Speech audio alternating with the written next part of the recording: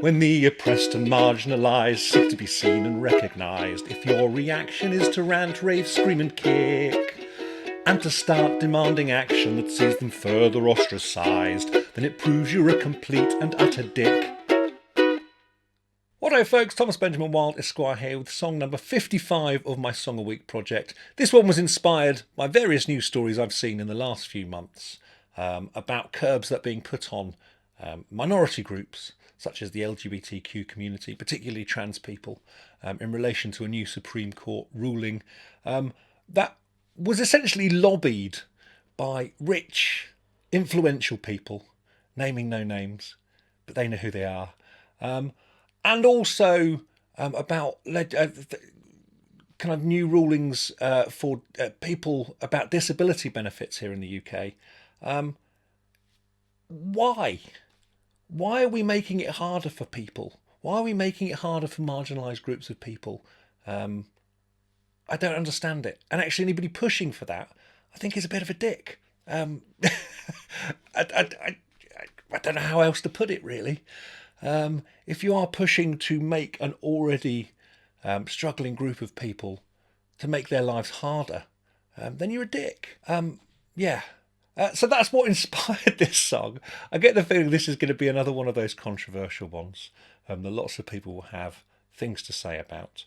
But yes, very much in frustration about kind of making it more difficult for people who are already struggling. So let me know what you think in the comments. This is going to be an interesting one, I feel. I have kept it light for the last couple of songs, but this one's just been on my mind for a little while. I wrote the lyrics quite some time ago, and chucked a little tune behind it this week. So yes, it'd be interesting to see how people are feeling about this. I played this on my Flight Soprano Ukulele, details of which can be found in the description below the video. So for the next part, I feel that I should really put my new glasses on. I went for an eye test a couple of weeks ago, and it was decided that my eyes are pretty shit and that I do actually need to be wearing glasses, particularly for working and reading and such. I won't be wearing them in the videos because there's too much reflection from the lights that are currently lighting me, as you can probably see, which is a little bit distracting, I think, in videos. I don't necessarily need them for filming and for playing. So I won't be wearing them in live performances either. But definitely, anytime I need to read anything, I should really be wearing my glasses. Definitely in certain lighting states as well. So with that in mind, I'm going to go through the comments that I had from last week's video, which was about discovering and realising that my heroes were much younger than me when they did what they became famous for, or are currently younger than me while they're doing what they've become successful at. Some interesting comments here. So first of all, Baron Akori says, it can take time to figure out where you want to be. Morgan Freeman was in his 50s when his acting career really took off. Yes, I'm seeing lots of people pointing out various famous people who achieved their success later on in life. So Morgan Freeman's a good one. There have been various other people as well that people have mentioned. So yes, it does make you feel better. Commander Ernie Paul says, insert joke about a fellow YouTuber who is 10 years younger with 240,000 more subscribers than me. I wonder who you could be talking about there. Yeah, I didn't want this one to turn into... I wasn't lamenting my plight particularly in this one. It's more just a thing that I noticed, and I have noticed all the way through my life, is checking in on the ages of people. And then realising that some of them are a hell of a lot younger than you. So, yeah, I do appreciate that I'm probably... people probably look at my 240-odd thousand subscribers on YouTube and feel a similar way. So I'm by no means feeling sorry for myself in that regard. But yeah, it's an interesting one. Dan Forbes 3573 says, hence why you write positively depressing songs. I think that's it. I think it is positively depressing. That's a title for an album, isn't it? As Kenny Everett would say, all in the best possible taste. Absolutely. But yeah, positively depressing songs is a great way of looking at it. The Baconalia says, possibly your most relatable song since No More Fucks. While some worry about this more than others, everyone feels like this. If they claim they never have, they are simply lying. I'm glad that other people do have that, and do have that kind of worry and that kind of paranoia, that fear, because as I say, I'm not feeling sorry for myself in regards to it, because I realise that I have achieved success. I was 38 when No More Fucks to Give went live. I'm now 44, and so I feel like I've had some good success later in life, which is great. But it does make me sit and wonder what kind of success I'd have if I'd have been a bit younger when I'd done it. Hawk the Fowl says, completely relatable. In good news, there's no age limit to doing exciting things. My current hero is my 90-year-old neighbour who is still out and about helping the neighbours and inspiring us all to be nicer people. That's great. Absolutely. You can be a nice, good, influential person all the way through life, I think. And yeah, we should have kind of older people that we're looking up to as well, I think. Some dude on YouTube says, question, it's May the 4th and you didn't do a Star Wars song, why? We can all see BB-8 there. Yeah, so last week it was May the 4th, wasn't it? I hadn't really thought of it. I do love a bit of Star Wars, but I've not really kind of attempted to do any songs about kind of fan culture and that kind of thing. And in fact, yeah, serious question, have you ever tried doing a personal spin on any TV movie theme song? And which one tempts you the most?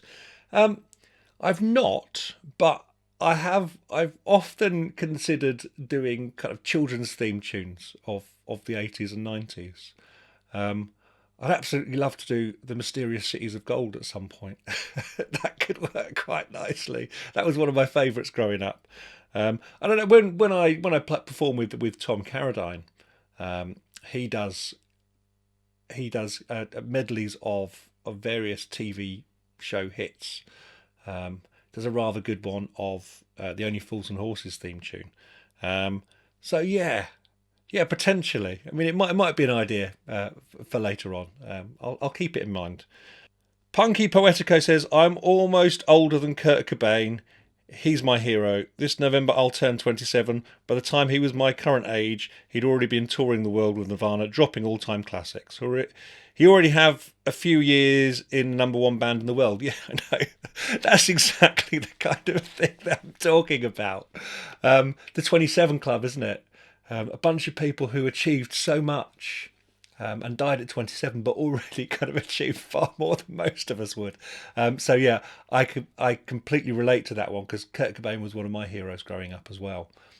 So yeah, it's a good example there. Thanks ever so much for all the comments. Do keep them coming. It makes these videos a lot more interesting. I'm going to keep my glasses on now because I'm going through show dates as well, and I have to get my phone out and read them off of there for that as well. So here's a list of all the shows I've got coming up over the next few weeks. On Friday the 16th of May, I'm going to be in Birmingham with Tom Carradine, playing at the old Joint Stock. We'll be doing our Two Tom show there. That should be really good fun. Do come and join us if you're around. On Sunday the 18th of May, this is a new one that's just come in. I'm going to be playing at the Distinguished Gentleman's Ride in Surrey, at the Hogback Brewery, on Sunday afternoon, Sunday the 18th of May. It's a big charity event where lots of people dress up in nice suits and ride motorbikes around the Surrey Hills. And they've asked me to come and perform for them afterwards at the pub. Be the Hog's Back Brewery in Surrey, just outside of Aldershot, Guildford kind of area. It'd be lovely to see you there if you're around for that. On Saturday the 24th of May, I'm going to be at the Cobblestones in Bridgewater in Somerset, playing with my band The Fancy Chaps, and supported by Tom Peppard, who's a local chap from that area. It'd be lovely to see you there if you're in the Somerset area. On Saturday the 7th of June, I'm going to be at Here for the Music Festival in Bideford. Be an afternoon show again with my band The Fancy Chaps. And then on Friday the 13th of June, I am going to be in Northampton at the Black Prince, playing with Gaz Brookfield and Chris Taverner. It'd be great to see you at any of those shows. Do come along and say hello. Details for all of my shows in 2025 can be found in the link in the description below the video. If you're interested in seeing these videos before anybody else, you can come and join my Patreon community for as little as £3 a month, where I share all kinds of other exclusive content as well. This month, I have also done an interview, a rather drunken interview with Professor Elemental and Aubrey Blakeledge at our recent show in Shrewsbury. So if you're interested in seeing that, as well as other exclusive bits and pieces, do come and join my Patreon community, details of which can be found in the description below the video. And that's about it from me for this week. Thanks ever so much for watching. Until next time, stay safe and toodle pip.